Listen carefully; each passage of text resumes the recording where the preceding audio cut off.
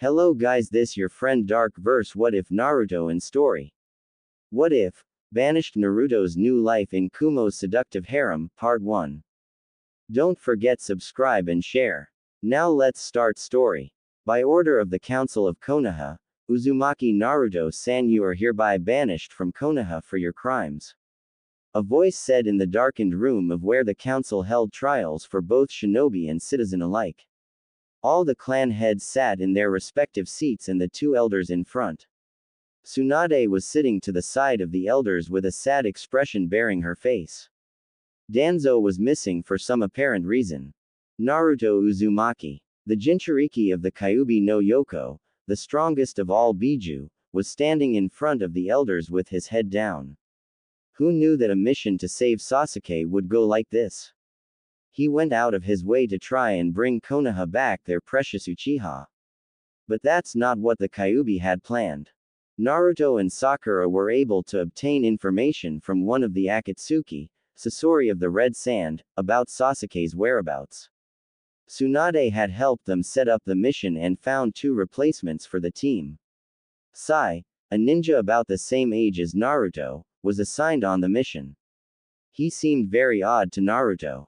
Then, the leader of the mission, Yamato, was to replace Kakashi. Naruto thought he had a scary look about him. Didn't help when Yamato would come out of nowhere to try and scare Naruto. During the fight at the Tenchi Bridge, Naruto activated the Kyuubi's chakra from anger and soon grew 4 tails. Sakura, not knowing he was not in his right mind, tried to help Naruto, but he lashed out at her and hurt her arm. It wasn't a fatal injury, but when the council got hold of this incident, they went out against Naruto. Koharu and Homura glared at the young Jinchuriki with those stares that they're known for. Homura had always been out for the Kyuubi brat. He was the one who was responsible. Naruto didn't get a good education or told the teachers not to do their jobs when it came to him. The civilians helped out since they hated the Kyuubi anyway. Homura smiled secretly as he and Konoha had now been rid of the Kyuubi. For attacking your teammate, you have been given the charge of attempted murder. Koharu said. But it wasn't my fault. I didn't have control. Naruto yelled back. Then it is your fault. You should have kept your emotions in check. Homura yelled, glaring at the boy with a cold intent. The clan heads looked at each other in a worried manner. They were all thinking how they were going to tell their kids when they find out Naruto has left the village. We do not see the charge to be that of attempted murder. Shikaku said aloud. The 2 elders glared at him. And you have no power in this trial. You are neither parent nor guardian of the boy, and no person in the legal council will help him. Homura said to him, a little too confident in his tone. He was actually the one who ordered them to not take his case. Tsunade had had enough and stood up, slamming her hands on the desk in front of her as she did so. This trial is a farce. You just want Naruto out of the village because the people complain about him. Even when he doesn't do half the things that they claim. She then looked at Naruto. He seemed sad, like he was defeated. You dare call the civilians of Konoha liars? Homura yelled back. Tsunade glared and gritted her teeth at him. Of course. They've been against him since he was a kid, and this is no better. You 2 are taking this accident way out of context. Of course he can't control the Kyuubi. He's only 15 years old. Having control of the most powerful of the Biju would be impossible without years of training, which he only started about 2 years ago. Tsunade's chest was heaving up and down. His fate is sealed, a voice said from the shadows. An elderly man with bandages over most of his body and leaned on a walking stick came into view. Tsunade immediately recognized him as Danzo. He held up a scroll and unrolled it. By the daimyo's orders, Uzumaki Naruto is to leave the village in exile. He can never return as a Konoha shinobi or citizen. He said, trying to hide his own smile. He knew the Kyuubi Jinchuriki would someday cause him nuisance, so he persuaded the fire daimyo to banish Naruto from Konoha. Thanks to his Sharingan under his bandaged eye, it was very easy to convince the man. Tsunade was trembling in anger. She couldn't stand this. Her grandson, was going to have to leave even if it was an accident. This isn't right. She sat back down to try and make sure she didn't cry. Her fingers were rolled up into fists and she closed her eyes. None of the other council members or her, the Hokage, could do anything to help Naruto. If the daimyo's signature was genuine, then Konoha just lost the one thing that brought her there. So that's it, huh? Naruto asked the council with an angered expression, but his eyes remained blue. After everything I've done for the village, this is what I get. His chakra began to become visible. Koharu and Homura gasped, thinking the Kyuubi was trying to break free. I've nearly died on multiple occasions for this village. No matter what anyone thinks, this is my home. I've made too strong a bond here to just let it go. I don't care what the fire daimyo wrote on some piece of crap paper. I'm not leaving. Danzo chuckled at the sight. The boy was actually trying to keep up a tough facade. If anything, he knew that he could have made Naruto into a weapon, an obedient one at that. But it was the boy's foolish knowledge that anyone can change. That was not what Danzo thought. If you are a murderer, then you are forever. You can never change something like that. Too bad the boy had been a bit of a pain since he became a genin. First was defeating Gaara during the attack on Konoha during the Chunin exams. The second was bringing Tsunade back so that she could be Hokage instead of him. He knew that he didn't want to take a chance with a third incident that foiled his plans for Konoha. No matter the cost, Uzumaki Naruto had to go. Even if the old war hawk knew that it was all an accident.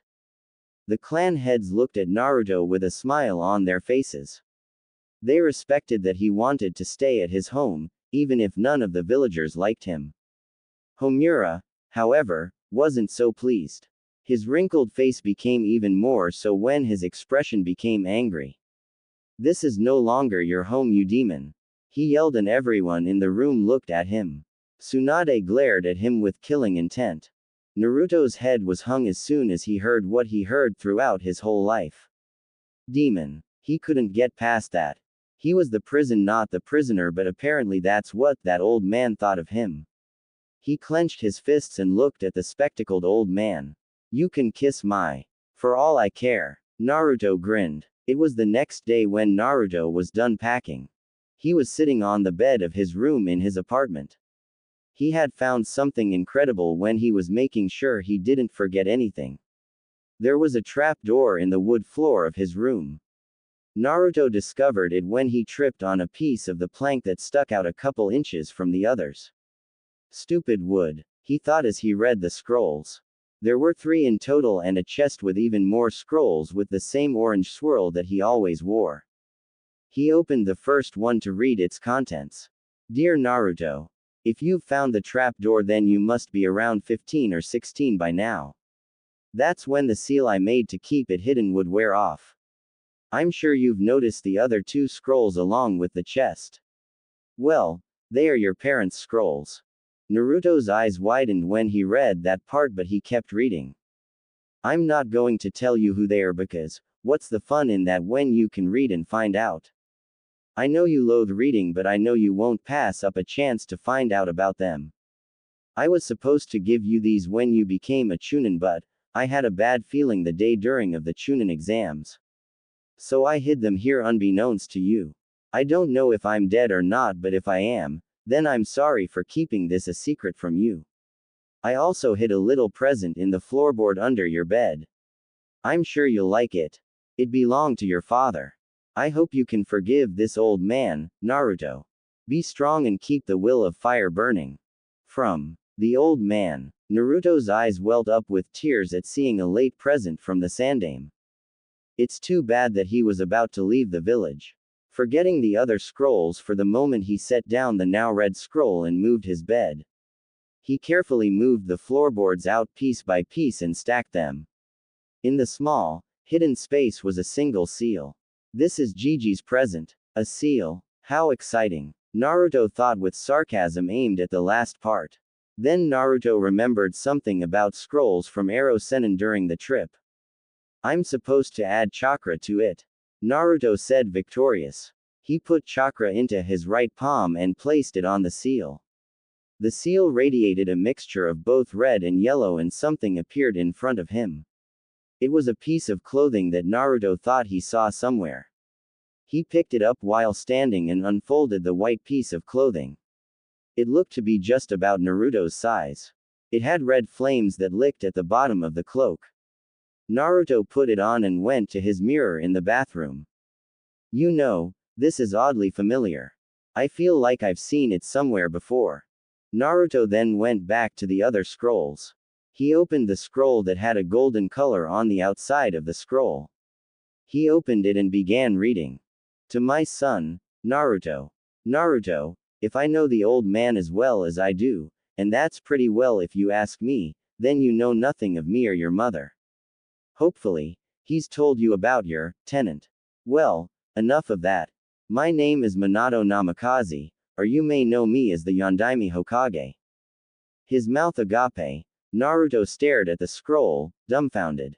He couldn't believe it. Now he knew where he'd seen that cloak from. It was the Hokage's, or apparently, his father. He felt happy to know that his hero was his own dad. The blood of the strongest Hokage ran through his. But then, he realized something. His dad was the very one who put the damn demon in him in the first place. He read on, hoping to find a reason for his father's act. I'm sure you're angry at me for giving you the burden of being a Jinchuriki. But I told Hiruzen to tell the villagers that you were a hero and not a monster. I wanted you to be happy. I still do, even though I'm dead.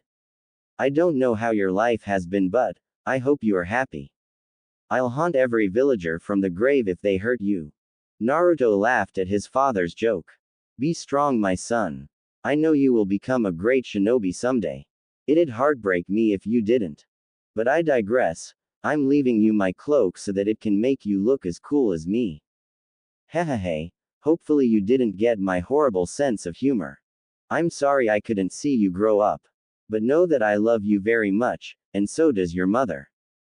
You'll see her last words next to mine. Oh, before I forget, I left a chest filled with scrolls containing jutsu from my home village before I came to Konoha. That, Kumogakure, by the way. If you're my son, you should have an affinity for lightning and maybe water from your mother's side. I was able to also use Ranton, storm release. It's a mixture of both chakra elements. Along with that, I'm leaving you the instructions to the technique that made me known as the Yellow Flash. The Hiraishin no Jutsu. It is Jikuukan ninjutsu at its best. Well, almost anyway, I have to use a seal for it. Maybe you can master it without it. That should be it for what I've left you. I hope you're fine, Naruto. Your mother and I love you very much.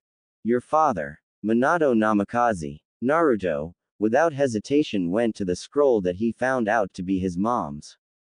The scroll was orange. He opened it and read it quickly. Dear Naruto, my name is Kushina Uzumaki, and if you are reading this, then your father and I are dead. We wrote these with our chakra before we died. I'm sorry we didn't get to raise you, or watch you grow into a fine man, and maybe shinobi. My dear Naruto, I hope you grew up happy. I'll never forgive Konoha if they harm you for something we put on you. You see, the night of your birth a man tried to kill me. He had an orange mask with a swirl on it. Minato tried to protect me and you, but somehow the bastard got past your father and, in my weakened state, released the Kyuubi from my body. Oh, yeah, I forgot to mention that I was the previous Jinchuriki, didn't I? Sorry about that. Naruto's sweat dropped at that. I wonder if I took after her, he said to no one in particular. Due to our clan's ability to long life, I was able to live. Our clan originated from Uzu no Kuni before it was destroyed during the Third Great Shinobi World War. We happened to be masters at Fuinjutsu and were damned good if you asked me. I was the one who taught sealing to your father. Somehow Naruto could see the image of a woman pumping her fist in the air at her skill and accomplishment. Naruto laughed at that. Anyway, the Kyuubi began to wreak havoc on Konoha due to the masked man's influence. He possessed the Sharingan. That's probably how he controlled the Biju. Your father fought the man off and the man retreated. But the Kyuubi still raged. So, we used a last resort. We used a sealing jutsu called the Dead Demon Consuming Seal to seal it into you. Your father died immediately after he wrote his letter. Using chakra, it didn't take him long. I don't have long either. My eyes feel so heavy, but I don't want to close them. But I'll have to soon. I'm sorry, Naruto. Please forgive me. I love you and stay healthy.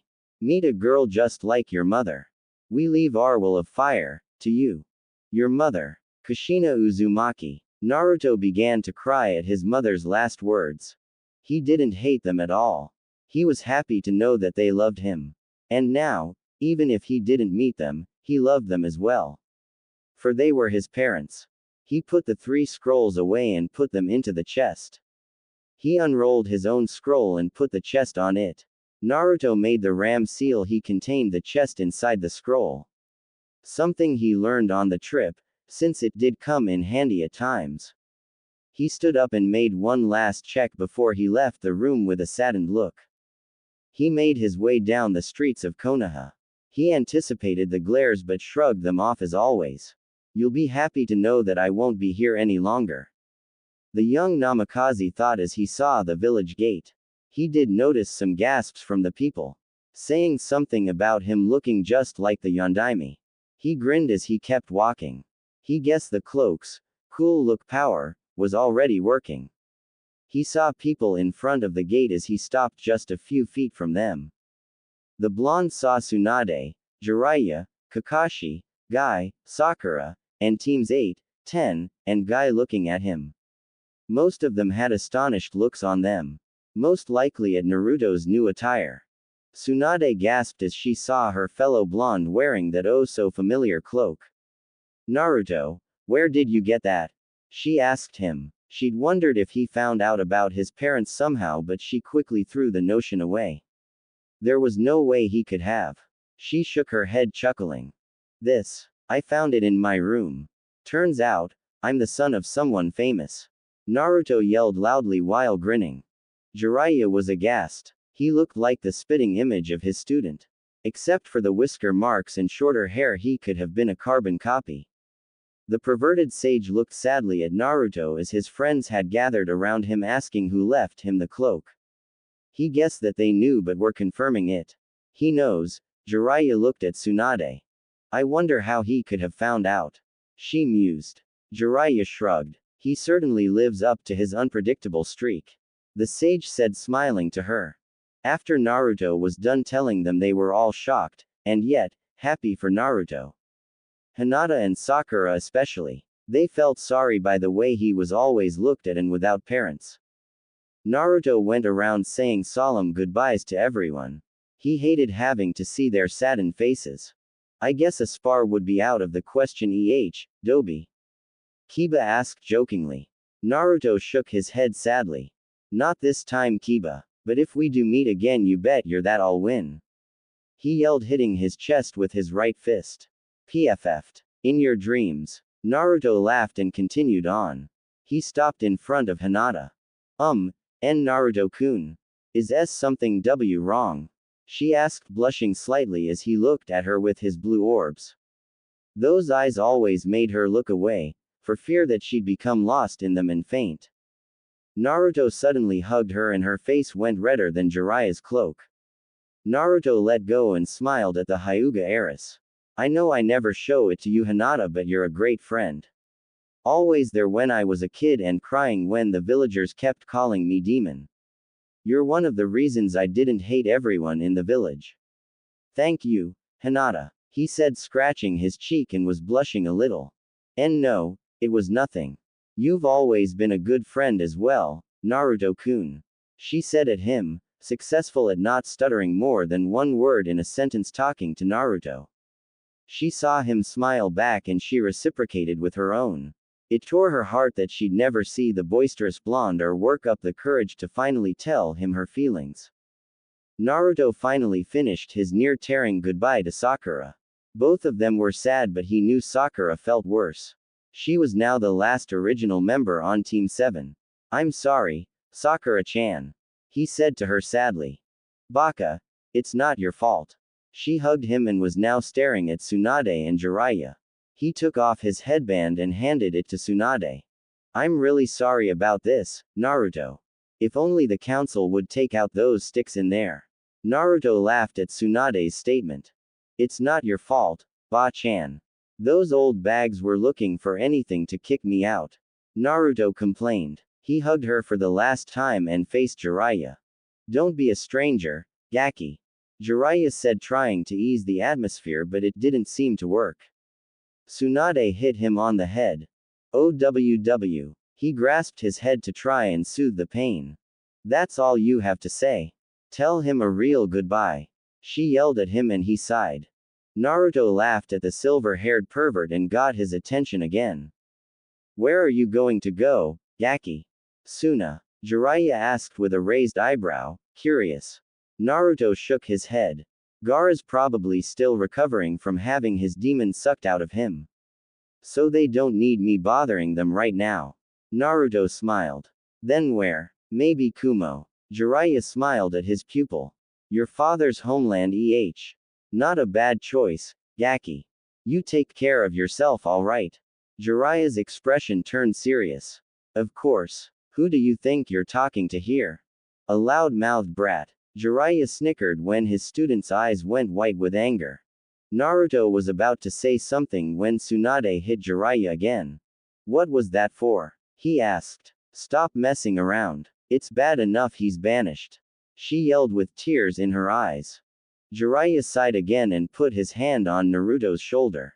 He leveled to Naruto's eyes and smiled. Don't get yourself killed out there.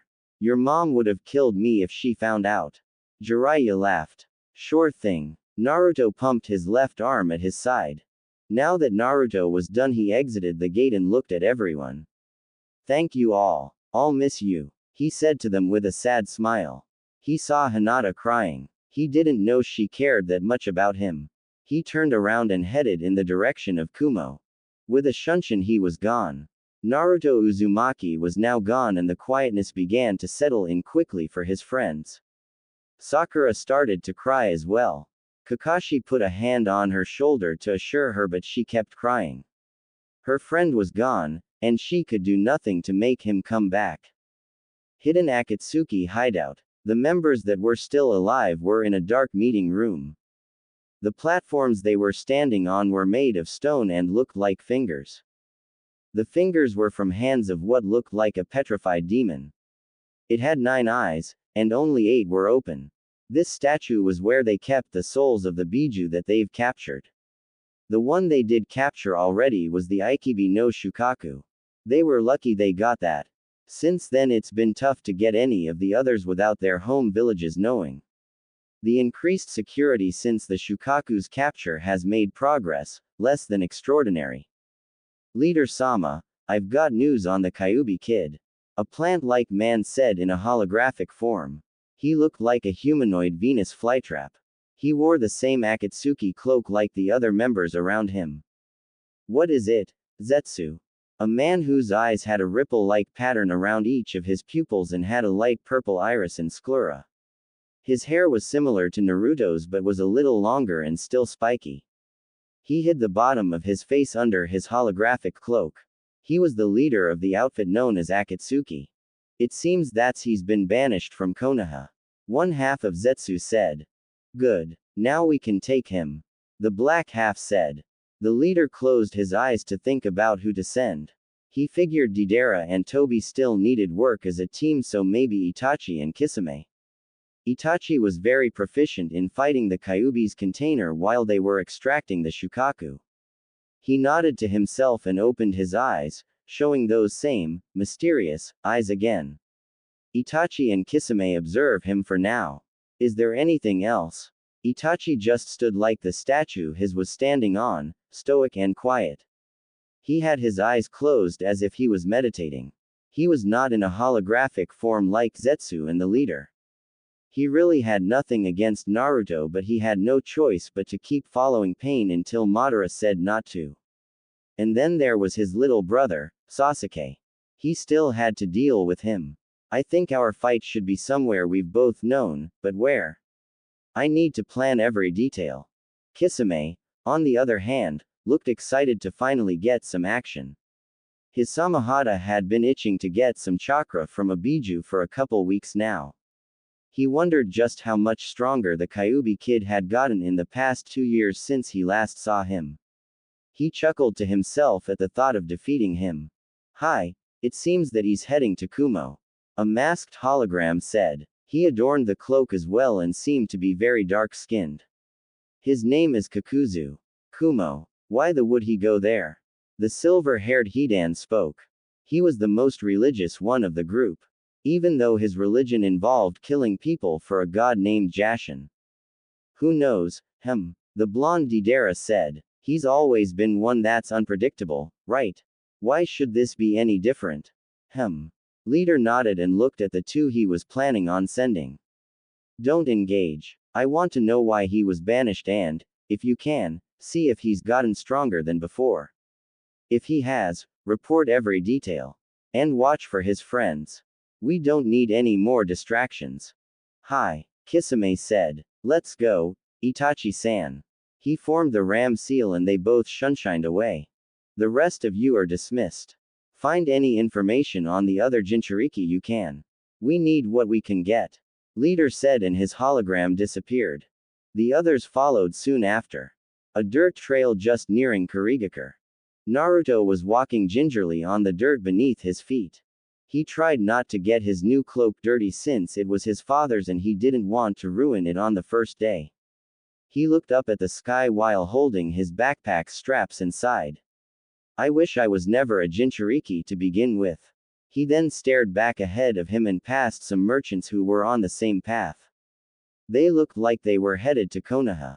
Walking a few kilometers ahead, he came across a fork in the road. He bent over and read the sign. 2 days to get to the land of rice fields. 3 days to get to Kiri. He went on the right path and headed to Kiri. It was the country he had to get by first on his way to Kumo. But something was sort of bothering him, like he was being followed or something. Naruto quickly turned around to see if he could catch the stalker but to no avail. He just saw an empty dirt road in front of him. He returned to walking the path to Kiri and shrugged off the weird feeling he was having. It's just my imagination, I guess. After a few hours he decided to rest. It was nighttime now and he didn't want to risk traveling at night. He set up camp to the side of the trail. He sent a clone, who quickly returned, to get some firewood and used flint to make a campfire. The blonde Jinchuriki sat in front of the fire, trying to keep warm. He let his mind wander as he gazed at the flames. He wondered if the Raikage would let him stay in Kumo or even let him become a ninja there. Even if he did become a ninja there, he wondered if he'd be accepted. He'd hate to have to live in yet another village that loathed him. The blonde Jinchuriki was brought out of his musing when he heard the bush behind him rustle. He quickly got up with a kunai drawn in his right hand. Who's there? For the next few minutes he heard nothing. But he wasn't one to just let things go. Then a rabbit jumped out of the bushes and ran across him to the other side of the trail and disappearing as it dived into the greenery. He smiled and shook his head. He put his kunai away and sat back down in front of the fire. He sighed happily and heated a cup of instant ramen. Within minutes it was ready and he put the cup to his nose and smelled it. Itadakimasu. That was cut short when a kunai went to his throat. Ninjas should never let their guard down. Naruto froze. Was the rabbit a distraction? Or was the assailant lucky to have rabbit running around at this hour? The blonde Namikaze quickly forgot about the rabbit and focused on more pressing matters. Who are you? Naruto asked. That is none of your concern, demon trash. Naruto's blood began to boil. He hated being called something he was not. And this guy was going to learn that the hard way. Die. The assassin plunged his knife into Naruto's throat and watched him bleed. He smiled beneath his mask. He threw the body to the ground and it popped into white smoke. What? Naruto had used the Kawarimi to escape just before he was killed. He replaced himself with a clone he secretly created when the assassin got him. Naruto may not be book smart, but in a fight, he can be a certifiable genius. The assassin smirked beneath his mask. He's not that bad after all. He got out another kunai and waited for his foe's move. He was looking around slowly and keeping his senses sharp. Meanwhile, our lovable blonde was watching the man from the trees near the trail. He noticed the man was wearing an Anbu mask but didn't recognize the animal. What's even more confusing, these guys answer to Ba-chan. She wouldn't send one out to kill me, so either he's working by himself or someone else is pulling his strings. Kage Bunshin no Jutsu, Naruto yelled, putting his fingers in a cross form. Soon the clones surrounded the masked assailant. The man laughed. I heard about your extraordinary chakra reserves, but this is incredible. You might just be a challenge for me. He got into a fighting stance. The clones charged and dogpiled him. They stayed like that for a while until each one started to disappear. One by one they were all gone and the man stood in a cloud of smoke made from the Kage Bunshin. He began searching for the real one. His eyes widened and suddenly looked up. Naruto was free, falling down at him with a Rasengan in his hand. The clone that made the Rasengan grabbed Naruto's arm and threw him towards the man, gaining an incredible momentum. Rasengan. The jutsu crashed into the land as the assassin dodged by jumping away. Naruto stood in a small crater in a ready stance, anticipating any attack. Doden. Ganchuso. Naruto felt the earth beneath him begin to rumble. Out of nowhere, spikes made of earth protruded from the ground in an attempt to skewer him. The assassin appeared in front of his work. He began to laugh at his victory. Now I can report back to Danzo-sama. The man's eyes widened when he saw Naruto in the middle of his jutsu in a awkward position. Naruto was barely able to escape death by being flexible. He twisted his body in places he didn't know he could just to dodge the attack. Naruto's eyes went white and he yelled at the man. Hey, shithead, I'm not out yet, and if you think I didn't hear that, you're badly mistaken. His face looking more serious than he usually is. With just a small burst of the Kyuubi's chakra, Naruto was able to break free from the spikes and dashed at the man with blinding speed. But the man foresaw his attack and parried a punch by Naruto. But what he didn't know was the clone Naruto made behind him. Kage Bunshin without seals. That's right. More Narutos appeared as the man found he couldn't move since the original had his hand locked in tight with both his hands. Time to finish him off, guys. They all nodded and each made a Rasengan. They smiled victoriously at the man because they knew they had won. I don't know who you are, but prepare to die. The Narutos uttered a battle cry and drove their jutsu at the man. He screamed in pain and flew away from the crowd, hitting tree after tree along the way. When he did finally stop, his eyes were rolled to the back of his head and blood flowed down his neck. His mask was cracked and the man's identity was remained a mystery. Naruto walked closer after dispelling his clones. Now to find out who this bastard is. Maybe he has something on Danzo too. He was now inches from the assassin. He took off the mask and as soon as he did, his body combusted from blue flames. What the? Naruto blinked. Danzo's secret hideout, in his office. Danzo sat in anticipation from the Anbu route he sent to dispose of the Kyuubi container. He knew the man to be a skilled Chunin-ranked ninja. He believed that he'd be more than enough to handle the talentless brat. He was broken from concentration when his door slammed open and another root operative stepped into the office that mimicked the Hokage's. The operative kneeled in front of the old war hawk. Danzo-sama, we've got bad news. The tracker we've placed on Ryusuke has gone off of the grid. Maybe the Kyuubi brat got lucky. And no. His chakra signature is gone as well. I think he's gone, sir. Danzo gritted his teeth with his mouth closed to make sure he didn't show any response. He nodded to his operative, telling him to leave. Hi. The man disappeared. The old war hawk then slammed a fist onto his desk. Damn that brat. I underestimated him, and he makes a fool of one of my ninja. I'll make him pay dearly. The next day, Naruto was walking very slowly. He had bags under his eyes from lack of sleep. He was afraid to just in case he was attacked again. He yawned into his hand and smacked his lips together a few times.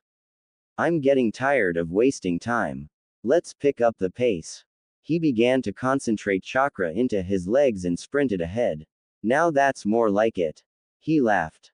Thanks to his stamina, he was able to keep up his pace for hours. He stopped when he finally reached the village he helped save from Gato's evil clutches. He breathed in the fresh air and exhaled in a relaxing manner. He crossed the bridge that was named after him with a smile. Once he read the sign before crossing it, he was happy that something was named in his honor. Once reaching the village, he stopped at an inn. He didn't go inside, he stood in front of the building. Should I? Nah, I can probably stay a couple days with Tsunami-chan, the old man, and Inari. He smiled. He walked on and soon found his way to the seasoned bridge builder's home. Naruto knocked on the door a few times and waited for an answer. The door opened to reveal a raven-haired woman stepped out of the house. She wore a green, loose shirt and loose black khakis.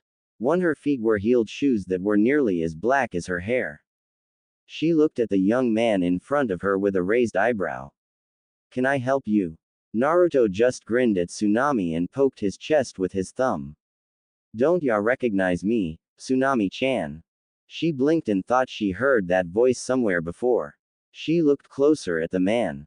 Blonde hair, blue eyes, lots of orange. Wait, orange, she gasped. Naruto-san? She asked surprised. He rubbed the back of his head laughing and grinning. Yep, long time no see. She smiled and hugged him. It's good to see you. Inari would have been glad to see you. She looked sad. Would have been. Is he somewhere out of Kiri or something? Naruto asked with his own brow raised. She shook her head slowly. Come in, I'll tell you. Naruto followed her in the house and took a seat along with her at the dining table he remembered eating at all those years ago with Sakura, Sasuke, and Kakashi. Back when Team 7 was complete. Tsunami looked at the table with a sad expression. Inari, he died a year after you and the rest of Team 7 left us. He suddenly got an illness that not even our best doctor could have cured. She began to cry. Naruto was heartbroken. He had missed the little kid that was so innocent. Hell, he was even younger than Naruto when he got here. And he was gone. That was something that Naruto could not comprehend. He kept wanting to live another day so that he could see his Ni-san again. She began to sob. Naruto hung his head. I'm so sorry. What about the old man? Tsunami sniffled and regained her composure while wiping her tears. He should be back in a few minutes. He just had to do some business. She said, trying to sound not so sad. But she couldn't help it. Inari was her son after all. He had left besides her father, and he won't be around forever. She missed the boy that would play with her and make her laugh. She couldn't help it now. She could only let time heal her deep wound.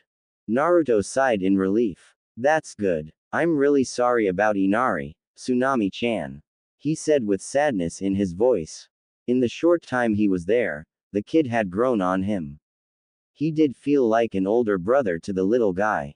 Inari was the closest thing Naruto had to a little brother at that. It's okay. You didn't know. He would have been happy that you came. Now, why are you here in our little village? And where's your headband? She asked, changing the subject on purpose. Naruto sighed and looked at her. Let's start from the beginning. After explaining the whole thing to her, she offered Naruto a room and he tried to refuse, but she wouldn't take no for an answer. So the blonde Namikaze stayed in the village for around 3 days before he left. He got to meet a lot of the villagers and saw the old bridge builder again. They were happy to see each other. He also visited the grave of Inari, which was made right underneath the great Naruto bridge. Seeing it made him cry. During those few days, Naruto noticed that the village placed a monument at its center. The statue displayed Team 7 in their glory days. When Naruto asked who made it, he was told an old stonemason made it before he left. Apparently, the stonemason was around when the village was saved. So, In honor of the shinobi team, he made the statue. Naruto was happy about that. When it was time to go, Naruto was left with the whole village waving at him with smiling faces. I wish I got this when I left Konoha. He thought sadly and pressed on. 3 days later in Kumo, Naruto was now in front of the gate that blocked him from either becoming a ninja again or live there peacefully. He hoped on the shinobi option. He had too much energy to just sit around and do nothing. He almost walked in when he was stopped by 3 ninja. 2 were female and the last one was male. The one ahead of the group, obviously the leader, looked at Naruto with a confused look. She had blonde hair that was put into a long ponytail by a tight bandage. Her black eyes were staring at Naruto, but he didn't feel any hostility towards him. She wore mostly black and her arms were bandaged. Her Kumo headband was on her forehead like most ninja. Lastly, were the fingerless gloves that she wore. What's your name, kid? The blonde asked him. Naruto remained calm. He didn't want to provoke any ninja, and being outnumbered didn't help. Namikaze Naruto, he said smiling. Oi, you sure that the censor was right? He said there was someone that had even higher chakra than B-sensei headed for the village. The silver-haired ninja said. He looked very relaxed while sucking on a lollipop he had in his mouth. The blonde in front of him blinked a couple times. She walked back to her group and they began to talk. Naruto couldn't hear a word. So, who is he? The red-haired Karui asked. A spy. Yugito shook her head. That smile of his was genuine. He didn't lie. I remember being told to watch for a Naruto Uzumaki, not for Namikaze.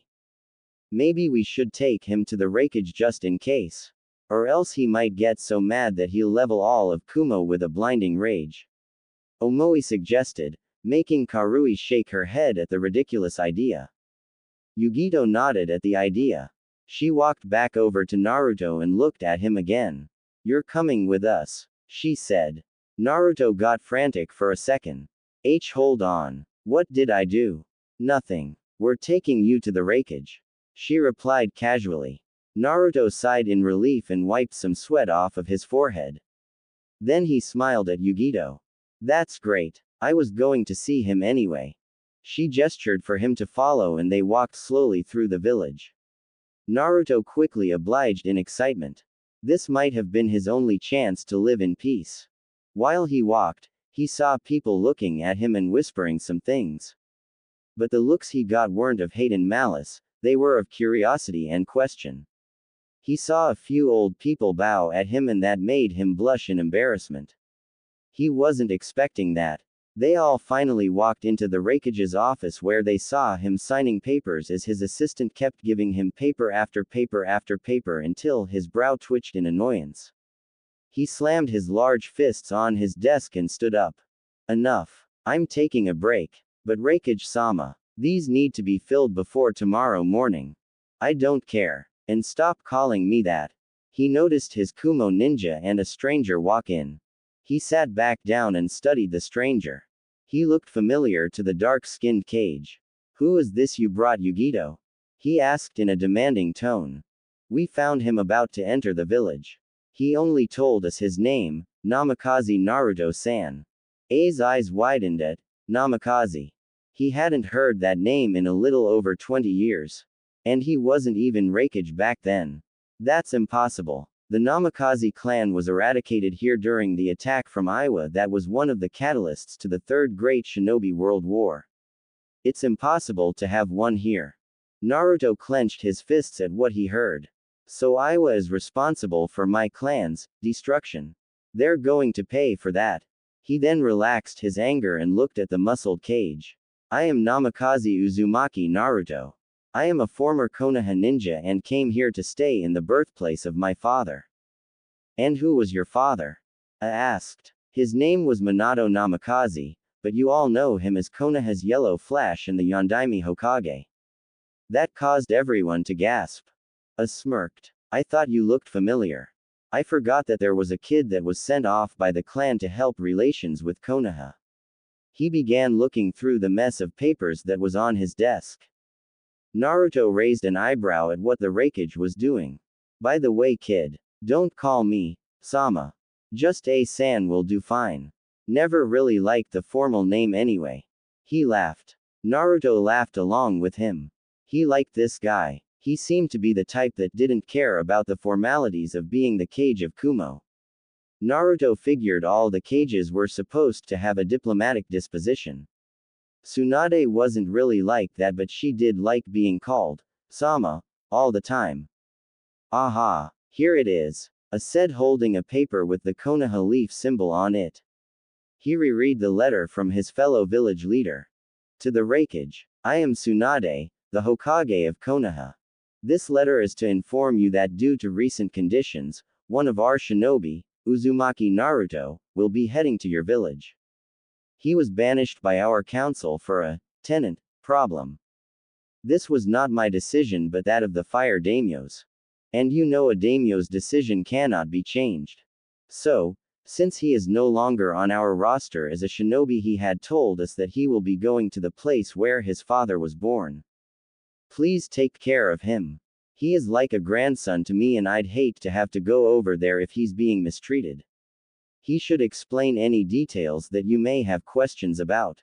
He's got blonde hair, blue eyes, and 3 whiskers marks on each cheek. He is wearing an orange-black jumpsuit under a white cloak with red flames licking the bottom of it. I don't know when he'll get there, but be expecting him within 2 weeks at most. Please let him stay, he doesn't have anywhere else to go. From the Hokage. I looked at Naruto. Yep, definitely the kid she described. He set the paper down in the messy stack he had. Now you've got to answer me a few questions. Said seriously. He saw Naruto suddenly straighten up. What is this tenant that your Hokage mentioned in her letter? Naruto hung his head before looking back at everyone. The ninja he met were standing next to the Raikage all of a sudden. Well, how do I put this? The container, the Kyuubi no Kitsune. He closed his eyes as if expecting someone to thrash him. He knew Kumo didn't have anything against it, but he didn't know how well they liked demon containers. When he heard the loud laugh from the Raikage, he looked at the dark-skinned man in confusion.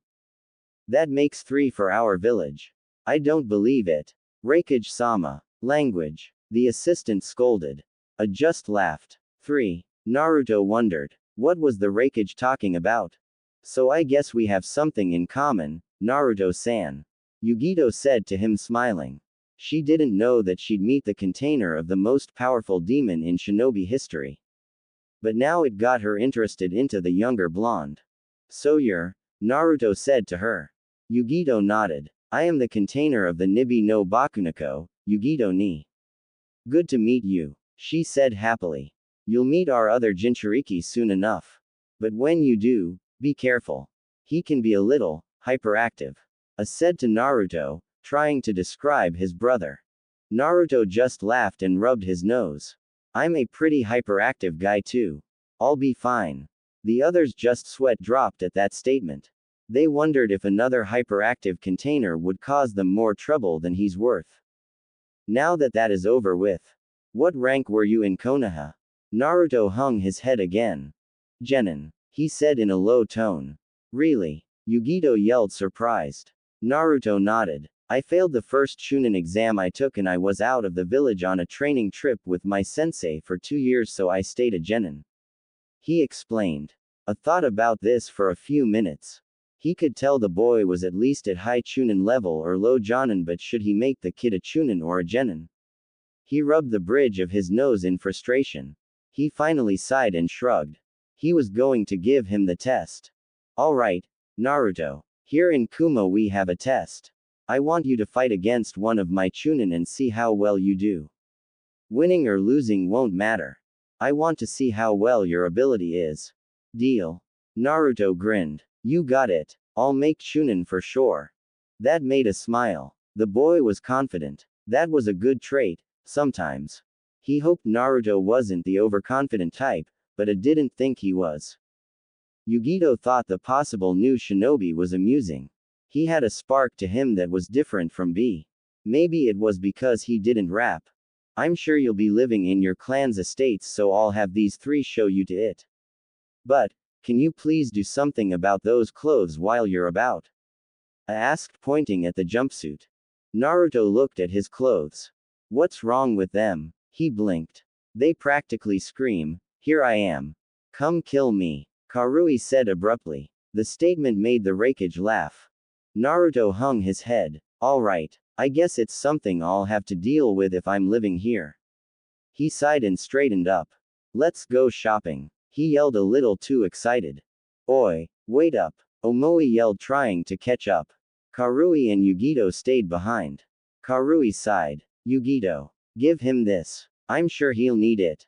I said and handed her an envelope. She smiled and nodded. They left to catch up with the boys. Do you think that I made a good decision, Haruna-san? I asked his assistant. She only smiled at him. I think he may be useful to Kumo. He doesn't seem the type to betray the village he belongs to. But, I do worry what side he chooses if we get in conflict with Konoha.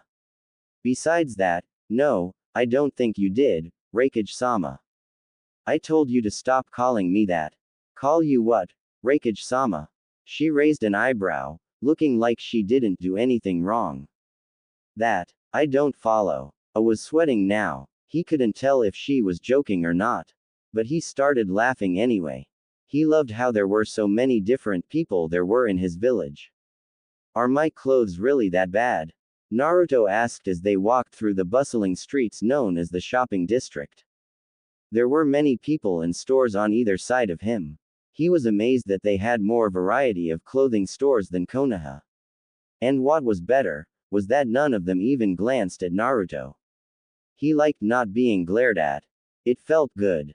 Of course, we'll have to do something about the cloak too, Yugito said as they walked into a store. This store was for Kumo's shinobi, but they also had civilian clothes as well. Yugito began looking around for clothes that would suit Kumo's new shinobi. No way, I'm not getting rid of this. It's my father's. Naruto yelled a little angrily. Relax, we can change the color. White is too noticeable, so we'll ask a tailor to do that. It'll still be your father's but with your own style. The older blonde said, smiling. Well, okay. Naruto was defeated. Yugito began looking around the store and slowly picked out a few clothes. Soon, she had a small pile in both of her arms. Here, try these on. I don't know your sizes, so I don't know if they fit. She giggled. Naruto nodded and went into a changing room that wasn't occupied.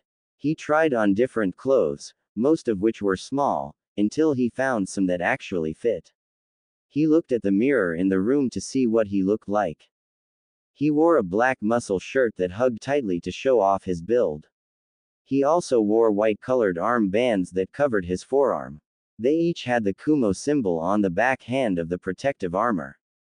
Naruto chose the loose-fitting black khakis as his pants since the others were too small. On his feet were the same type of shoes, but were black as well. I look like I'm going to a funeral. Naruto shrugged. He figured it was better than nothing. He walked out to let everyone see. Well, the others, the girls, had one word come to mind: hot. But they didn't let that show to someone younger than they are. Karui was the first to speak her opinion. Looking good, new guy. Now you look much better without all the orange. She praised and he blushed at the compliment. Thanks. But what about my cloak? We have to buy these first. Come on, Yugito said, and they all went to the clerk. Naruto was surprised he got all of the clothes at the same price and no get stiffed. His face saddened at how his old village treated him. What's wrong with you? Karui asked. He shook his head. Maybe he's sick. Maybe he caught a virus that'll spread around the village and cause an end to Kaminari no Kuni. Omoi said, over-exaggerating things again. Karui just slapped her forehead. Only you would think up something so ridiculous. Naruto just laughed at the pair's antics. You two make a good couple. Karui was about to hit Omoi when she heard that. She glared at Naruto and he was scared of her gaze, to say the least. We're not together, you baka. He's my cousin for Kami's sake. Naruto just scratched the back of his head and laughed nervously. Sorry, didn't know. But what's wrong? Naruto-san. Yugito asked, remembering his look of shock and then sadness. It's nothing. Oh, I'm going to go look over there. Naruto ran off. Yugito sighed. He remembered something that made him like that. I wonder what it was though. After Naruto was done browsing, they went to a store mainly for shinobi. When they entered through the cloth of the store, their first sight were large weapons hanging off the walls. Axes, hammers, swords, kamas, sai, and many other types were everywhere. Naruto looked amazed at all the weapons. But his natural senses went back into gear and stayed on his toes. Being thrown out of stores kind of do that to someone like him. But after he followed the Kumo ninja around the large interior of the store, he relaxed. Maybe I'm overreacting. People here don't know me, so how would they know what I am? He laughed to himself quietly. Ah, here we are, Yugito said as they were now in the katana section. What are we here for? I thought I was going to get my cloak tailored. Naruto asked. We're getting to that too, but we need to find you your sword. She said, smiling to him. Naruto merely tilted his head to the side with a raised eyebrow. But I don't use swords. You will if you're going to be a ninja here. Omoi said and showed Naruto that they were all carrying swords. It's optional to carry, but you still need to learn the style. You'll find it's very useful. Well, okay, I guess. So which one do I pick? Naruto asked. He began searching through the selection of swords that the store provided. There were many different types of them. Bakken, for practice, katanas, nodashi, a two-handed long sword, and others. If you have a question about any, just look them up on Wikipedia. It shows a picture for the sword so you know what it looks like. Naruto stopped in front of one of the katana swords. This one seems different, he thought as he looked at it in his glass case. The blade was black but still looked durable and deadly. The handle was a dark red with the tip a shining gold. When he looked closer, he saw that the blade had kanji written on it. He couldn't tell if it was a seal or not. It's kind of hard to read on black. Looks like you found one, Yugito said, and he nodded dumbly as she walked up to him. Karui and Omoi were looking at possible replacements. She saw the sword he was looking at and was surprised at his pick. That belongs to one of the Namikaze elders. He was said to have been a very proficient kenjutsu master. Yeah, but I don't think I can afford it. I'm using reserves right now. Naruto laughed, scratching the back of his head. She put a hand on his shoulder and he looked at her. You didn't think that the money we're using is our own personal money, do you? It's all paid for by the rakeage. Naruto smiled widely and yelled to the clerk to get the sword. The man walked up to him, and the closer he got, the taller and bigger he got. When he got up to Naruto, he was towering, both blondes, and looked to have as much muscle as A. He had a long ponytail of black hair and a short beard that was the same color. His glasses shimmered so his eyes weren't visible. Think Tessai from Bleach but without the mustache and with a beard instead.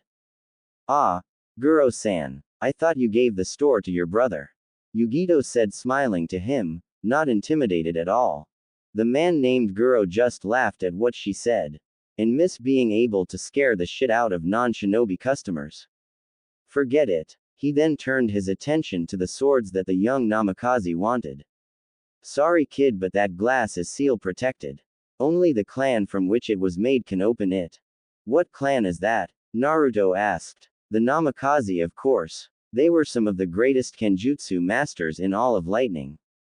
Guro said proudly. Maybe because he actually sold some of the swords they used to the clan. Oh. Naruto bit his thumb and wiped it over the glass and then placed his palm on it. The glass glowed and, in a bright flash, the protection was gone. Naruto looked at Guro, who had an astounded look, and smiled widely. Looks like I'm one of the clan. He laughed and picked up the sword to check if it suited him. Guro and Yugito gave him some space as he did so. Naruto swung it, sliced the air, and found that the sword was perfect for him. It was just the right length and was really light, so he only needed one hand. I'll take it.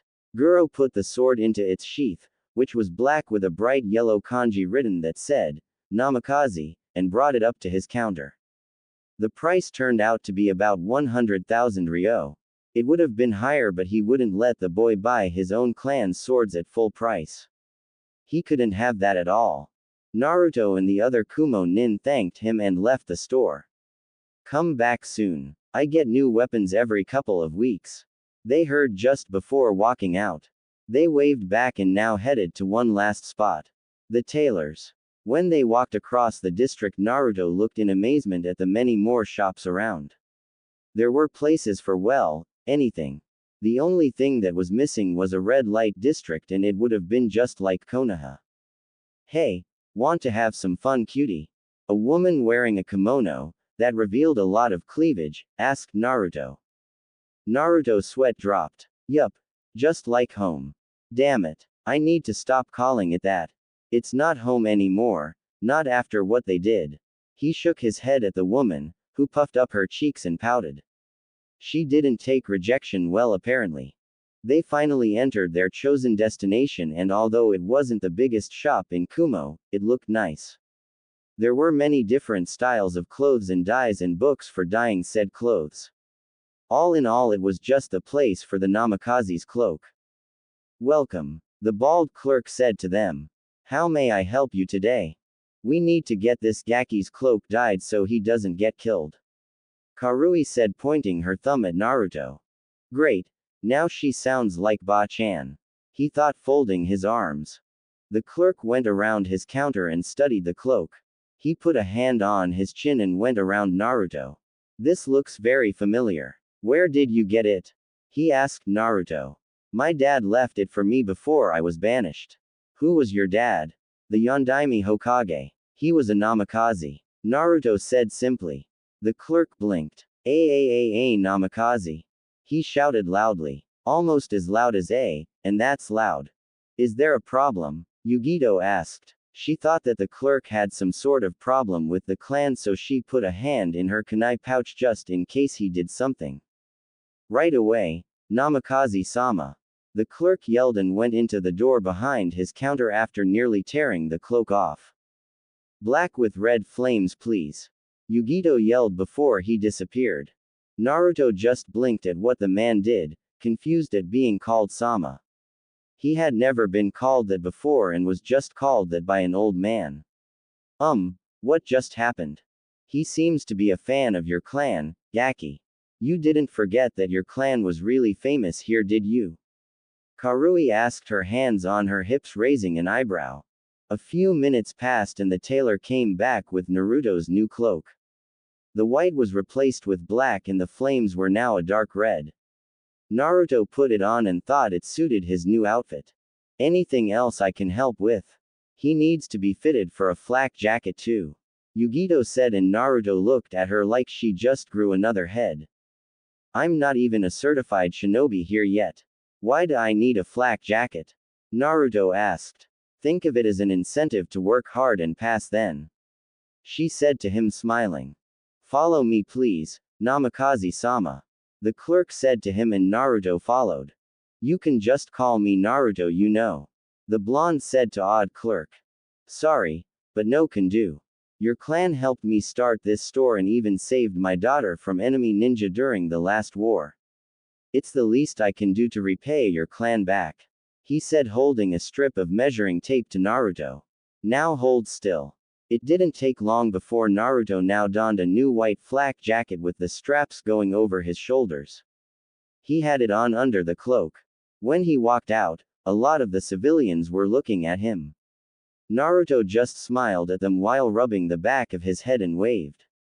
The girls his age were blushing and now talking amongst themselves on the new boy that was in the village. Yugito felt a little jealousy for some reason but shrugged it off and noticed a blushing blonde next to her. She just giggled and put a hand on his shoulder. Come on, lover boy. We need to take you to your estate. Naruto blushed more at the lover boy part and nodded in a Hinata-like manner. He soon composed himself and followed his companions to his new home. His mind began to wonder how it would be if the estate was big or what it had already. As they walked to their destination, Karui and Omoi kept talking about their leader. Someone named Samui. That got Naruto's attention. Karui hit Omoi for him commenting on how big a difference of cup sizes the two were. Baka, was all she said to him about that statement and hit Omoi on the head again. Who is Samui? Another Kumo ninja? Naruto asked curiously. Omoi nodded while rubbing the bump on his head. She's the Jonin of our team. We're only Chunin, so she was placed as leader by the Raikage. I can't believe she made Jonin before us. Maybe she has some hidden bloodline that was kept secret from us and may be as powerful as a tailed beast. He began to rant. Naruto laughed at the slightly older man. There were some interesting characters in Kumo, and he liked them. It'd be boring if they were all like Sai. He thought as they strolled through town. Shut up, Omoi. We would know if Samui-sensei would have won or not. She is skilled though, Karui said in a thinking pose. She was remembering all the times the busty blonde had helped train her in Kenjutsu and Raiden Jutsu. But then she started to remember on how Killer Bee-sensei would always show her up, but she would only use her frustration on him to get stronger. Yeah, you'd like her, Naruto-san. She comes from an unknown clan that came here to Kumo. Hey, who wants to bet the first thing he notices are her? Yugito asked Omoi and Karui. The two put 200 ryo on that and Yugito bet 200 that he wouldn't. Naruto just laughed at the whole thing. That was when they were now standing at Naruto's new home. To say the least, the estate was huge. It seemed to be very spacious and homey. They toured the house and Naruto liked what was around. It had a fully stocked kitchen, large training ground, and it even had its own onsen. There were doors that had seals that read, Namikaze only, and seemed to be trapped if anyone but his clan entered. He decided to look inside them after the tour. After a complete tour of everything and everywhere, well except for the sealed rooms, in the estate, the Kumo nin bade him farewell and left. But only after Yugito took the flak jacket from Naruto to give him an incentive to pass the test. You'll get it back when you pass, she said, and they all shunshined away. Naruto turned back around to the inside of his new mansion and sighed in content. Finally, somewhere to live where I'm not nearly killed. Huh, I wonder what she meant by when. He laughed and went into the mansion. Konoha Council's courtroom. Tsunade was in the middle of the courtroom being questioned by the civilian council. She sighed because she knew this had to do with Naruto's heritage.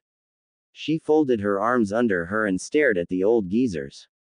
Let's get this over with. Homura and Kaharu were staring down at the blonde Hokage. Homura was the one who was mostly angered that a demon would dare wear the cloak of the man who defeated it. We want to interrogate Uzumaki Naruto about him wearing the cloak of the Yondaime, he said to her in his business tone. The man was not pleased. Not one bit. Mostly because some of their ninja patrolling the border found a dead, masked shinobi near a campsite. He knew the demon was responsible. It's simple why he's wearing it. It was given to him by his father, Tsunade said with a smile that bordered on a smirk. The rest of the civilian council gasped at what they heard. Impossible. One of the lower clan heads, namely a ninja by the name of Jin, yelled. There's no way that demon is the son of the Yondaime. Blasphemy. Shut up. Tsunade yelled at them angrily. You're all blinded by your conceited ways of thinking and misguided views that you can't see the fact that Naruto is in fact Minato's son. Minato would never have asked someone else to give up their child and live the way you all treat him, her. So he used his own son for the jutsu that cost him his own life. If it wasn't for Naruto, then you'd all be dead and I'd be sitting in Tanzaku town drinking sake and gambling to my heart's contempt.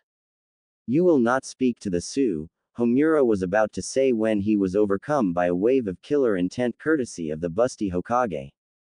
No, you shut up, Homura. She yelled and then pointed at both Kaharu and Homura with her right index finger. It's because of you two that he was never allowed to have a family. It was you two who made him a pariah and would take any chance to have him either assassinated or banished. Unfortunately, you succeeded in the latter. And even if he did get a home, She turned her attention to other council members. You all would drive him away, beat him to an inch to his death, overcharge him, sell him lower quality products, and the list goes on. If I was Kami, you'd all be damned to the deepest level of hell I could think of for what you all did to that poor boy. He had no choice about becoming a Jinchuriki and neither did you. Tell me, Yukari-san. She said to a man with a white robe with a large shuriken insignia on the front of it. He had short, combed dark brown hair. Hi, Hokage-sama, if the Kyuubi attacked the night of Tenten's birth and you agreed for the Yondaime to use her, would you do everything in your power to help her live a normal life? For her not to become a pariah of Konoha? She asked in a serious expression. Why yes. I would never allow that. She's my daughter. Then why should Naruto be any different? Because he was cursed to have the Kyuubi in him. You should all know by now that he could not control the beast when Sakura got hurt and when he came back to the village. What was he like? The Hokage asked as she scanned the faces of the council members. That doesn't matter. That demon deserved what he got. And I say that if he truly is of Namikaze blood, then all of his belongings should go to the village, namely the Uchiha when he gets back. A white-haired man yelled. This man's name is Hokido, a very profound demon hater. Come back. You honestly expect him to come back after all this time? He went to Orochimaru. No one leaves when they join that snake. Tsunade said with gloom in her voice. Then it should still go to the village. Homura yelled. Then all you'll get is an empty apartment and some instant ramen. Tsunade laughed. The mansion the Yondaime used to live in along with his wife is locked by blood and he's not here to open it. Why is that? Oh right. You banished him. Now see here, what right do you have to keep the place locked up? The ninja Jin asked. What right do any of you have to take it away? You know what? I'm tired and I don't have time for any more of this bullshit. Here is Naruto's birth certificate and who his parents were. If any of you need me, I'll be in my office drinking sake. And with that the blonde Sanin left the council chambers. That bitch. She thinks that just cause what she says is true that I'll go ahead and change my mind. Not even close. If he returns, his throat will meet the end of my blade. Then I'll be renowned as a hero in Konoha. Jin thought and chuckled to himself evilly. Homura was having a hard time with Tsunade. He clenched his fists under his seat so not to show his anger. But he quickly calmed down. Just wait until Danzu's plan takes effect, you demon-loving whore. Then you'll not be a problem in Konoha's new regime, where I am a trusted advisor and Danzo reigns supreme. Meanwhile, Orochimaru's hideout. You seem to be doing well, Sasuke-kun. Orochimaru said as they had just finished fighting each other for his training. They both stood in the darkness of the training room. They could barely even see each other. But they could sense each other's presence. The raven-haired Avenger grunted and got out of his fighting stance. He heard Orochimaru coughing as the snake slithered away for an unknown reason. Now that he was alone, he began planning on strategies he could use against Itachi, his traitorous older brother. But no matter how many times he came up with something, he found that Itachi would counter it with his Mangekyo. The only way to be equal to him would be to get the next stage of his own Sharingan. But to do that, he would have to kill Naruto.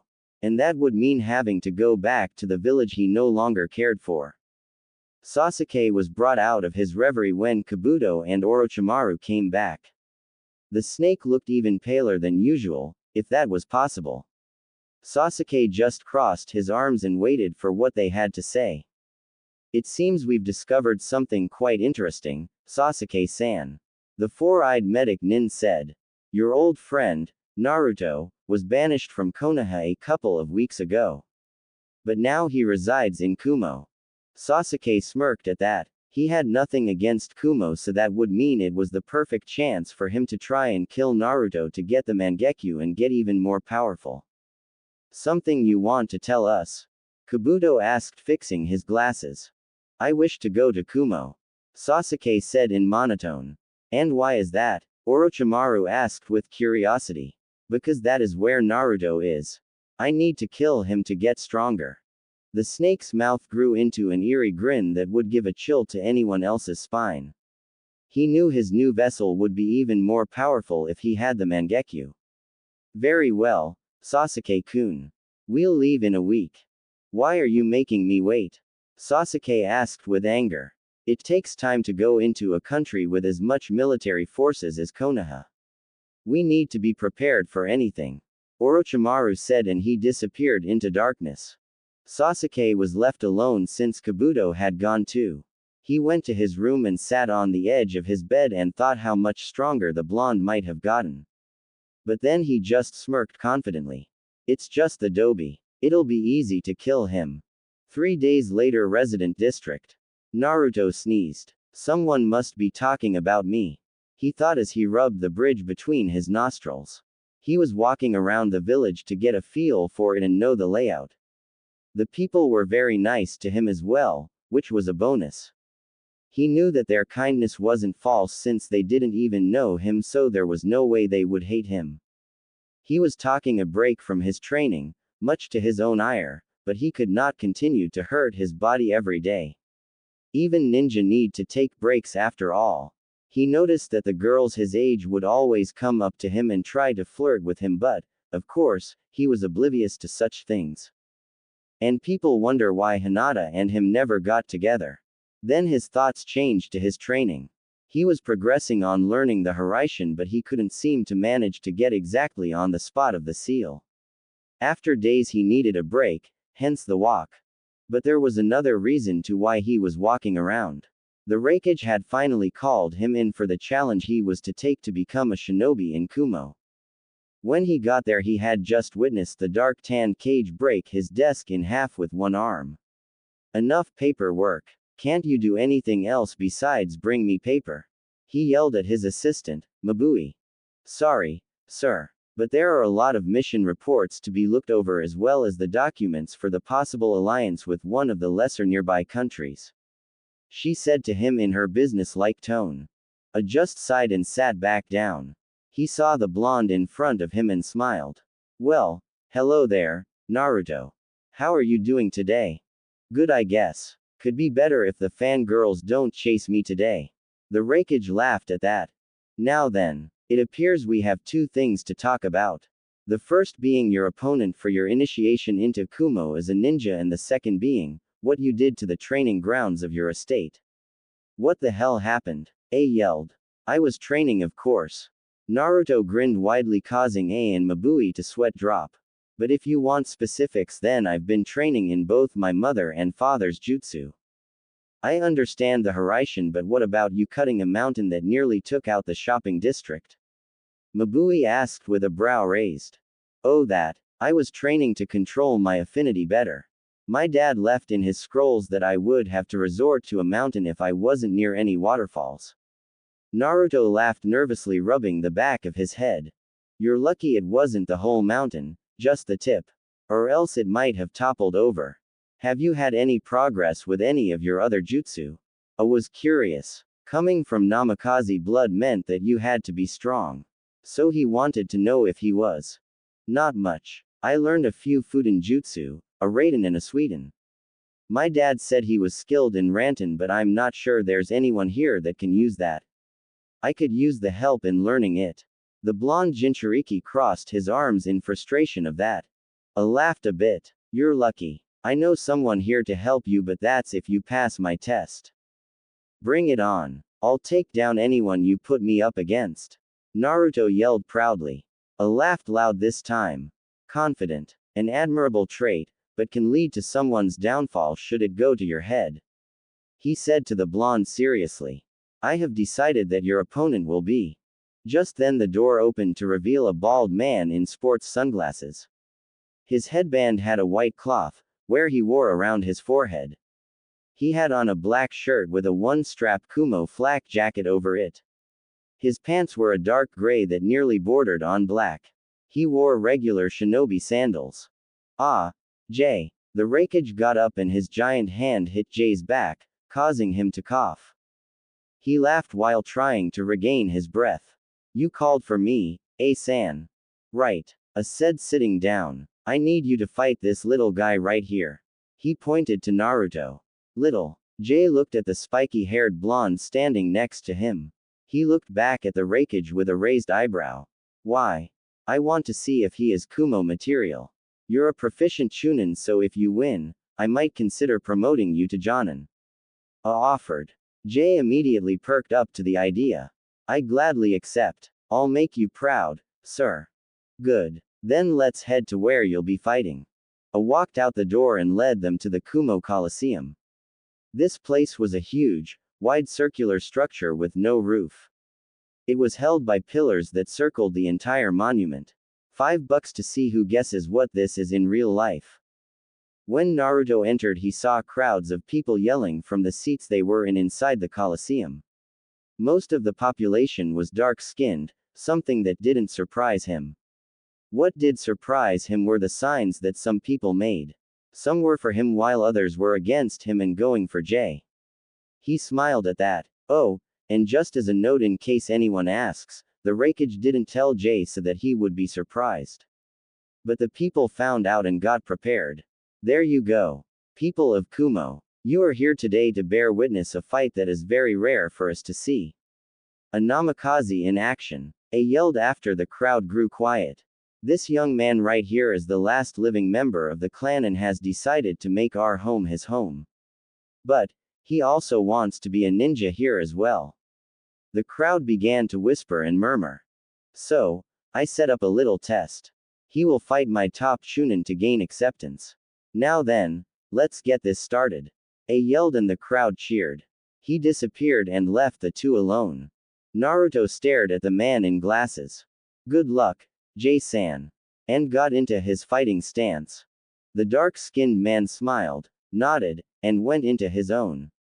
Begin. As soon as they heard that, they ran at each other with a kunai. The blades clashed and they were inches away from each other's faces. You're pretty strong for a kid, Jay said to the blonde. Naruto just smiled. Deception is a ninja's greatest enemy, he said and poofed out of existence. That made Jay shocked. When did he have time to create a Kage Bunshin? I didn't even see him use the seal. I'll have to watch out for this guy, he thought as he stood in a ready stance while moving his eyes from side to side. The crowd grew quiet to see what was going to happen. The Chunin had no idea where his opponent was, it was like he just disappeared. But that thought went to hell as soon as he heard one thing. Rasengan. Naruto yelled as he was coming at Jay from both of his sides and above. Shit, he said as he was barely able to dodge by jumping ahead. He quickly turned around and began to make hand seals.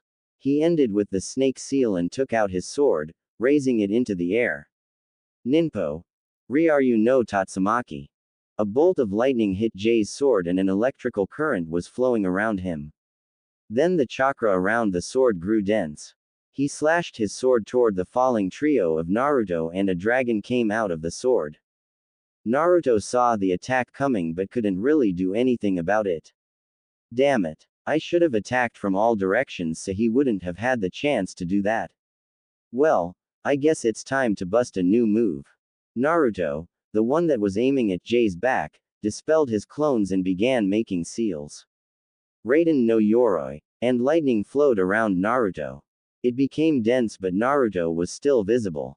The dragon went ahead and attacked Naruto and an explosion occurred. It shook the arena and the people nearly fell out of their seats. Hey, I told you to fight, not break the arena. The Raikage yelled at the standing Jay, who just rubbed the back of his head. Sorry about that, Raikage-sama. Stop calling me that, damn it. The smoke cleared and Naruto was still standing. The lightning that flowed around him crackled and he just stood with his arms folded and smirking. Is that all you got? Not bad at the Raiden no Yoroi, kid. Almost as good as Sans. Then how about we switch it up? Jay said as he got into a kenjutsu stance. He simply held his swords at the handle with both hands and held in front of him. He then separated his legs, almost like squatting, and waited for Naruto. Kenjutsu? Huh, I haven't gotten much down but I'll give it a shot, Naruto said as he pulled out the black blade that he got only a few days prior. The crowd was excited to say the least. Most of them hadn't seen a Namikaze in battle for years and they had never seen that sword before. The ones that were new to the clan were anxious to see the fighting style of the legendary Raiden users. Naruto lowered his level and bent his elbows until the side of the blade was parallel to his right cheek. But he didn't end there. A clone appeared on each side of him and that made Jay raise his brow. Ready. Go. They yelled and dashed at their opponent. Jay switched to defensive and as soon as they got within a few feet he started blocking strikes that came from all directions. He was barely able to keep up. He's fast. But I have more experience, I just have to wait for an opening, now. Jay slashed and took out both clones as they were in mid-strike. But he missed the real one, who had again disappeared from his view. Where did he go? The dark-skinned swordsman asked. He was wondering why Naruto didn't just get him right there since he had an opening. He would have won the match had he done so. So why did he just disappear? Jay looked around and then looked up and his eyes widened. Naruto was in the air making hand seals and ended the chain with the bird. Suidan. Suiryuden no Jutsu. Water appeared around him and soon took into the form of his own dragon. It began to crash down at the Chunin he was facing. Not this time. Jay yelled and made the snake seal. Raiden. Jian. He held his right arm into the air and lightning shot out of it. It was the natural enemy of water so it went right through the dragon and hit its mark. Naruto's eyes widened as he saw the attack coming. He could do nothing as he was now being electrocuted and yelling. When the jutsu was over, he began falling to the ground. He would have landed on his head but he was still conscious so he flipped his body and landed on a knee. He was breathing heavy now. Damn, that one took a lot out of me. And using all of this chakra isn't good either. Good thing I still have one more trick up my sleeve. He smirked to himself. Jay was breathing hard now as well. But he was still standing. He didn't have a large chakra supply but he did have incredible stamina. He slowly walked over to Naruto with his blade in hand and held it to the blonde's neck. It's over. Hey. Naruto laughed and formed a Rasengan. It's not over until the fat lady sings. And disappeared in a yellow flash. Everyone, including the Raikage, nearly had their eyes out of their sockets. They just witnessed a legendary technique and it left them starstruck. Naruto reappeared behind Jay and slammed the Rasengan into the man's back. Jay was sent spinning like a pinwheel from the middle of the stadium and hit the wall ahead of his with his chest and head.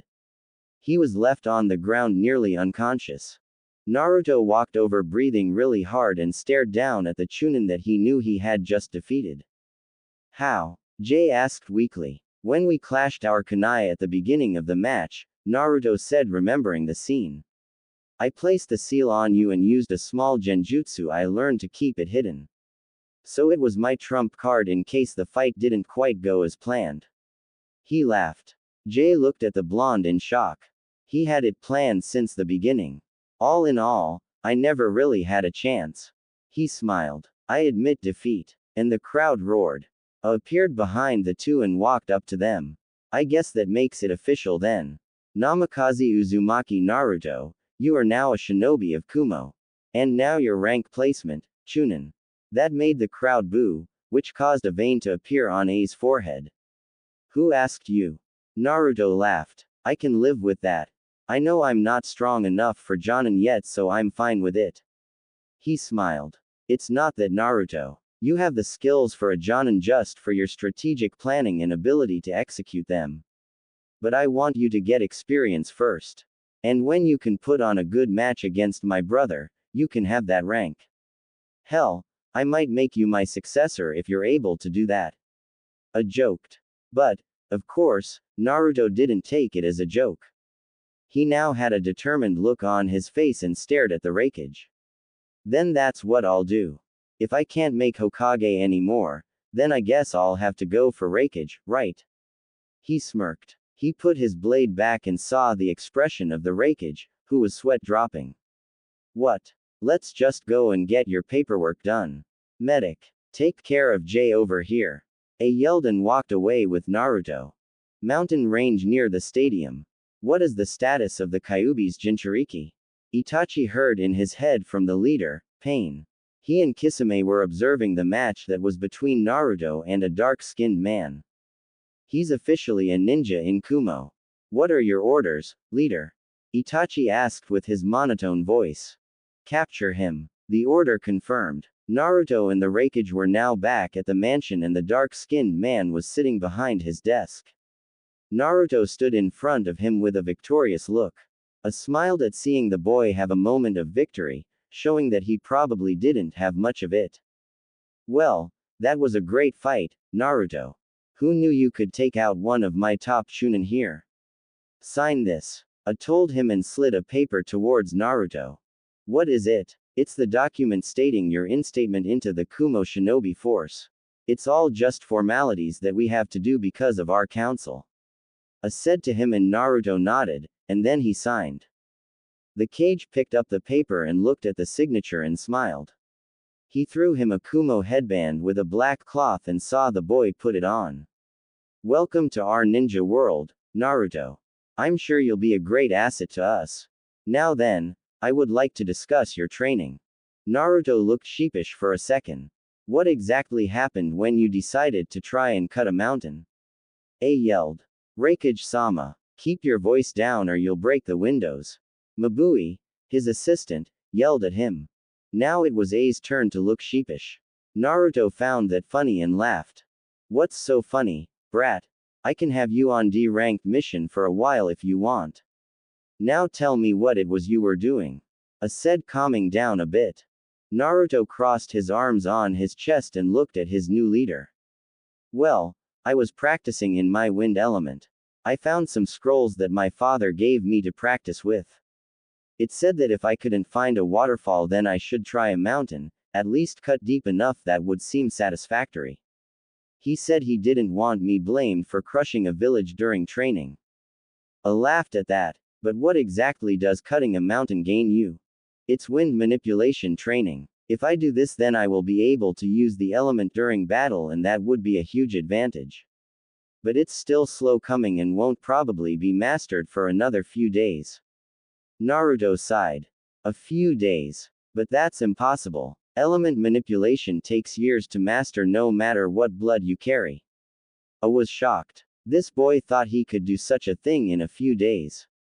Preposterous. Naruto just shrugged. Not with my method. I recently learned that whatever my Kage Bunshin learn, I do as well. They are able to pass on their knowledge to me. Like, if I send a clone to train in mastering my Rasengan with one hand and I dispel him, then I would be able to do just that. Since I can make hundreds of clones, maybe even thousands, without exhausting myself, then I could learn a jutsu that would take people months in a couple weeks. Simple as that. It's basically a way for me to get stronger, faster.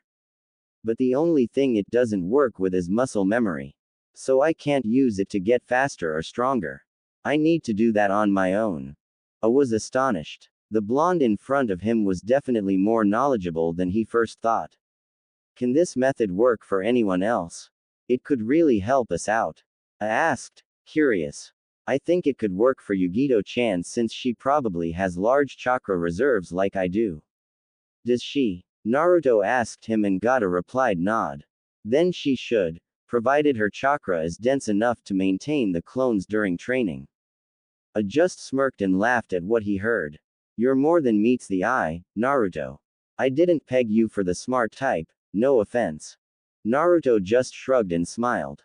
It's fine. I know how I look to everyone, so I'm used to taking things like that. What changed? Mabui asked. Leaving Konoha for one. But honestly, I'm not that smart. I've used this jutsu for years, so I should be able to explain some things even if I only learned about the memory thing recently. I just don't like to let myself seem this way so that my enemy will underestimate me. Deceptive. Good battle strategy. I'll make sure to keep you out of the bingo books to implement that. Now then, I noticed that you also mastered the Haraishin, very impressive. And what's more, you can do the Raiden no Yoroi. How did you learn that one? I asked with a curious yet serious tone. Naruto looked at the man with an impassive face. He didn't want to let the man think that he somehow obtained it through illegal means. He didn't actually. Well, first off with the Harem, I kind of got lucky. That caused Mabui and A to fall on their heads all of a sudden.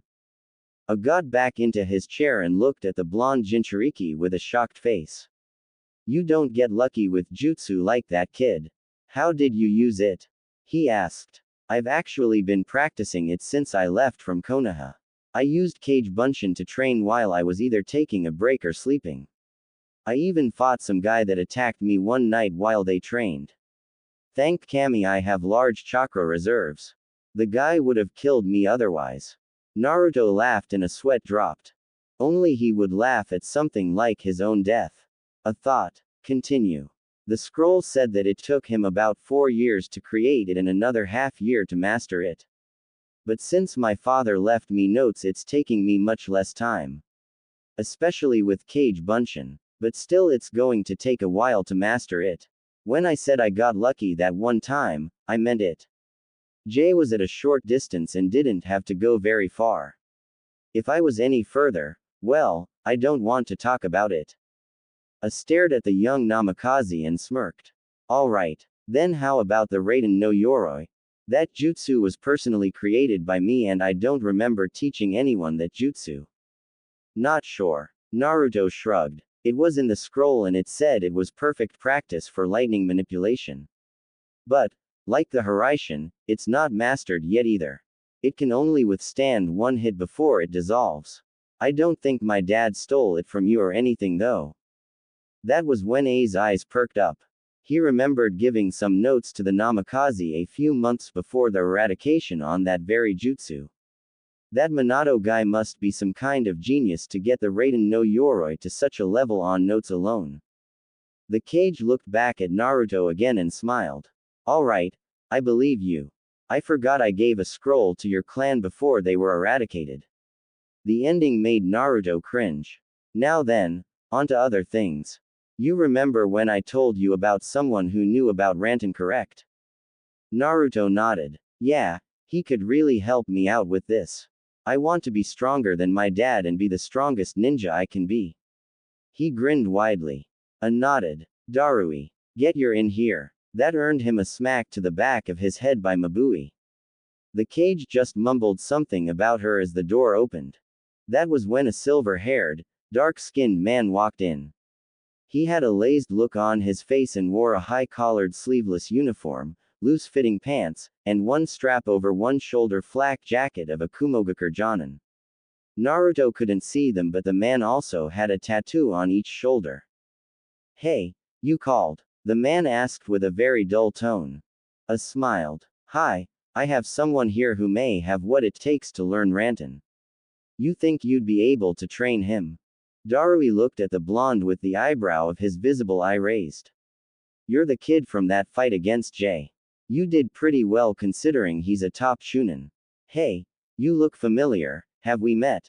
He asked. Naruto shook his head. I don't think so. This is the first time I've been in Kumo in my life. And I don't think I fought you either. He's from the Namikaze clan, Darui. Interrupted. He's the last living member. Didn't you hear me yell that? Darui shrugged. Not really, I thought the whole talking part was dull. Got a tick on his forehead while Mabui giggled and Naruto laughed. But the whole clan thing changes things. I'll train you if you want. I owe your clan that much for what they did for me. The silver-haired Jonin said. What did they do? Naruto gave a look of curiosity. Darui was taken in as a child by the clan and became a protector of the Namikaze. Those tattoos he has were created by them to allow him to use the Rantan bloodline and also shows that he has inherited the abilities of the Sandaime Raikage, the user of Black Lightning. You have your work cut out for you, Naruto. Explained. I'll meet you at your training grounds at 5 in the morning tomorrow. If you don't show up, I won't train you. Darui said and sunshined in a flash of lightning. Laughed at the face Naruto made. The boy was downright distraught, but then he composed himself. Is that all, A-san? I want to get back to training. Naruto said, looking at the dark-skinned man. A nodded and Naruto exited the building. Reikage-sama, shouldn't you have told him about the CRA? He should know something like that if he want to rebuild and revive the Namikaze clan. Mabui asked. Oh, I simply forgot to mention that.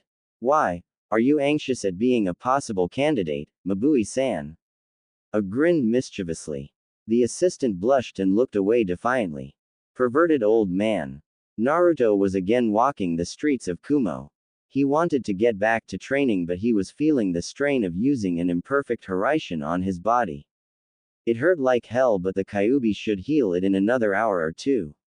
Until then, a nice soak in his onsen should be a good stress reliever.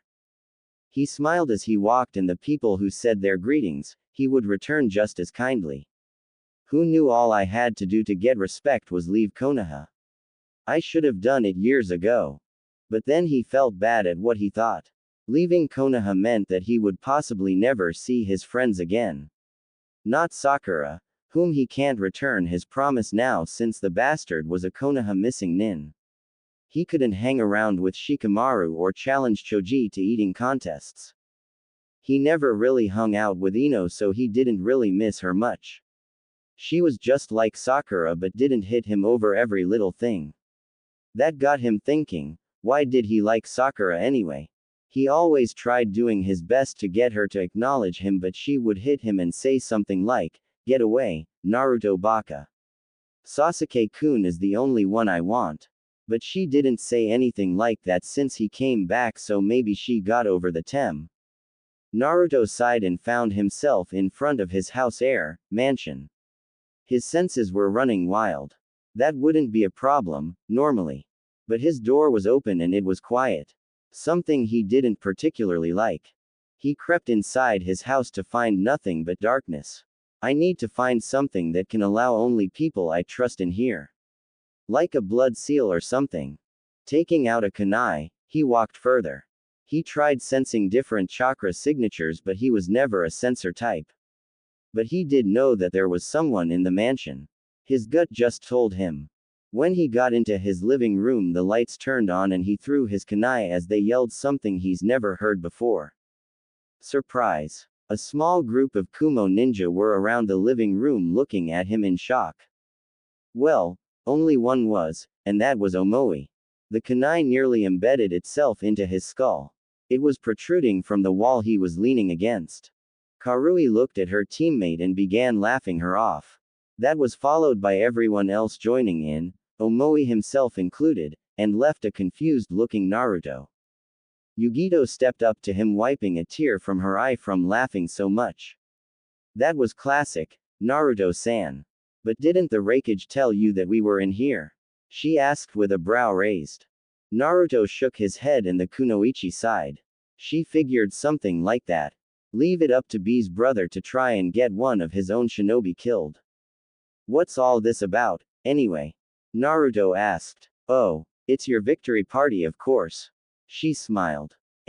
Party? For me? But why? He kept asking questions. He didn't know why people he hadn't known that long would do something like this. No one ever threw him a party, not even on his birthdays. For becoming one of us, Gaki. It was Jay's idea. Said it would be a good welcoming, and he says congratulations by the way.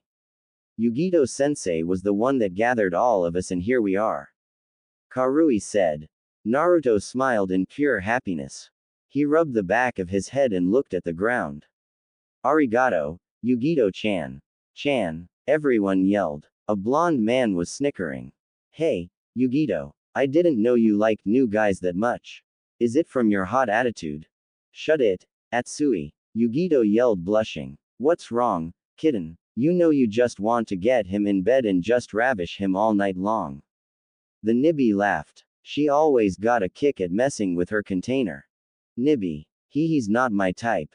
I hardly even know him, anyway. Oh, we could get to know him all right. That just made Yugito turn red before she was brought back to reality.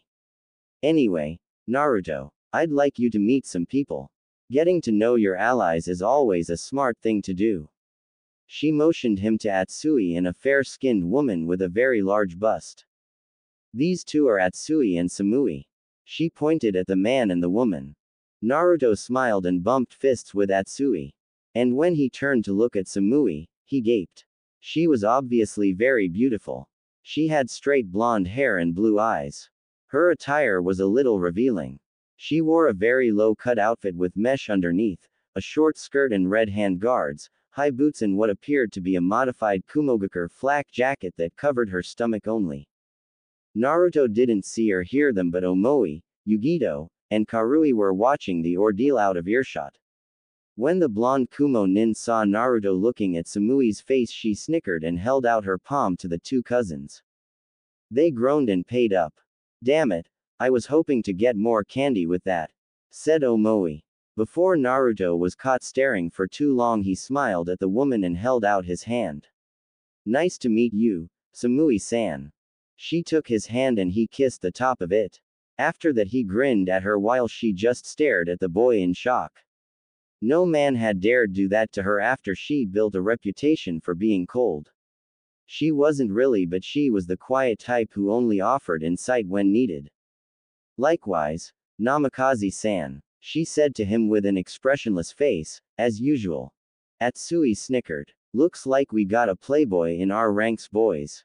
You got balls, kid. No man has gotten away doing that to my sister. I'll let it slide this one time since he was trying to make a good first impression. Not a bad way though, Namikaze-san. Samui said, still keeping her neutral face on. Ahem. Well, on to the others, Naruto-san. Yugito interrupted with a hint of jealousy in her voice. She grabbed him by his collar and began introducing the others present. After getting to know everyone a bit, they all left and gave him one last congratulations before he was left alone with Yugito. She was smiling at him and he wondered why she didn't leave. She unrolled a scroll on the floor and unsealed his flak jacket. He smiled at the action, completely forgetting about it. Here, it should still fit you. She handed it to him while he took off his cloak. Yugito used this opportunity to get a look at his muscles before handing him the jacket. Oh, so Kitten likes what she sees. You could take him now. Just tell him you want to give him another present and lead him upstairs. Nibi insisted. Quiet, you horny feline. Yugito fired back. How's it look? Naruto asked with his arms showing her his look. She blushed a bit and smiled. Looking good. But, I've got to go, so I'll leave you with one last present. She said, giving him a peck on the cheek, and left the mansion. Naruto just stood there holding his cheek with a blush and open mouth. I'm really starting to like it here. He laughed. Outside of Kumo 2 days later. I don't get it, Itachi. We were ordered to get the Kyuubi brats, so why aren't we down there? Kisame asked as he sat in a cave with the Uchiha. I received intel that my foolish little brother is coming to Kumo to try and kill him. I wish to see what skills he has gained and to see if my brother's hate is strong enough. Besides, Sasuke can tire Naruto-kun out and we can get him. Itachi explained. Kisame grinned evilly. And here I thought you wanted to stage a coup against Leader Sama. But now that you mention that, that means I can get a crack at the Snake Tem. Samahata should be happy feasting on his chakra. Itachi nodded. Don't get overconfident, Kisame. He's not a Sannin just for show, but it should be interesting to watch. Do you think that Naruto-kun has gotten any stronger? The shark man shrugged. Knowing him, he's probably still the same from what you've told me. Then again, he defeated a top Chunin from Kumo and they don't around. I wonder how he got so strong since your last encounter with him. Itachi, of course, knew how, but what was the point in letting his partner know that? It wasn't important anyway. Naruto would get strong enough one day to defeat him if he kept using the Kage Bunshin method. All the boy would need is battle experience, and no one would stand a chance, except for Madara. That would take everything he'd have to stop the former Konoha founder. Maybe one day, but right now he's far from that level. I give him a few more months of intense training or a few years before then. But that's only if he hasn't discovered the secret to the Kage Bunshin. I wonder how my brother would react to that. Naruto was at his training grounds with Darui. He was working on trying to produce a Rantan ninjutsu. So far, he wasn't having much luck. Even with Kage Bunshin, he wasn't making much progress. The exercise consisted of channeling both Suiten and Raiden elements at the same time to make the jutsu. But what Naruto didn't know how to do was channel Suiten chakra into his seals because he never mastered that part in his training yet. He'd have to start on that soon. Damn it, I can't use Suiten chakra yet. Hey, what if I use my Futen chakra? That might do something. Naruto thought and did as he theorized. He pushed wind chakra into his left hand and lightning chakra into his right and began forming seals. Then you exhale and use the right amount of chakra, he thought. Rantan. Reiza Sakasu. Naruto yelled and thin beams of chakra flew out of his hands. But they were not blue as Darui's were, they were black and white. He tried controlling them but found that would take a toll on his chakra, so he stopped. Darui looked on in amazement. How did you do that? He asked. Well, I can't actually use Suiten chakra fully yet until I master the manipulation training, so instead I used Futen and then did what you told me. I'm just as surprised as you are about that. Naruto explained. Darui looked at his palms and found that they were not scarred as they should have been. When he first learned the technique, his palms were smoking for a couple days before he was able to try that jutsu again. This kid is something else. Making black and white lightning is one thing, but in a Rantan, he's going to be a force to be reckoned with. The silver-haired Jonin looked at Naruto with his lazed look. Pretty good, Naruto. I've never seen anyone do that before, not even amongst your clan. I think you're the first to do a different colored Rantan jutsu. But let me tell you what could have happened if you did not do it correctly, he warned. The reason that I use Suiten and Raiden is because that's the way the Namikaze makes the Rantan.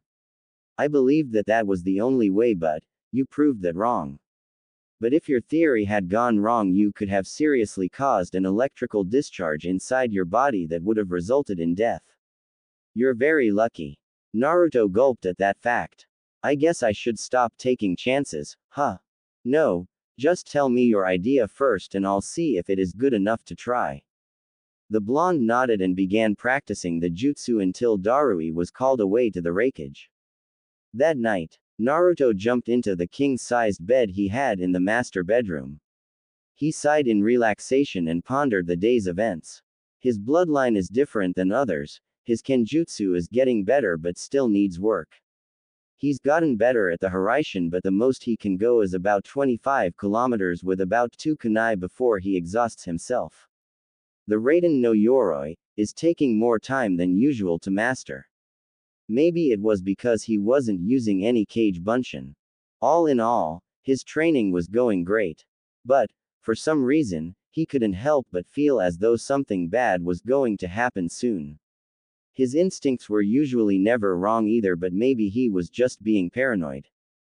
Just because you're paranoid doesn't mean someone isn't out to get you. A booming voice spoke. Naruto shot right up and looked around the room when suddenly he felt dizzy and met with darkness.